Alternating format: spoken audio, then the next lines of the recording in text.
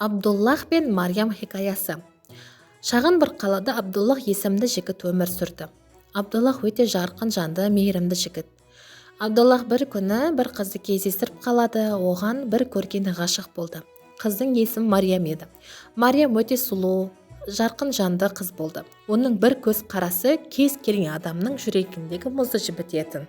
Абдуллах Мариямға сөз салды. Олардың тойы өте керемет өтті. Тойдан кейін Мариям мен Абдуллах шағын бір үй салып, өздерінің болашағын жоспарлай бастайды. Абдуллах әр таңда Мариямның сұлулығына тамсанып оянатын.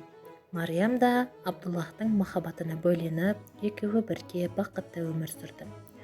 Бірнеше айлар өтіп, олардың бақытына көз тиді десе де болады. Олар өте суық хабар алады. Мариям тері ауруына шалдығады. Бұл дегені уақыттар өтіп, Мариям өзінің сұлулығын жоғалтуы, төр әлпетінің өзгеруі мүмкіндігі еді.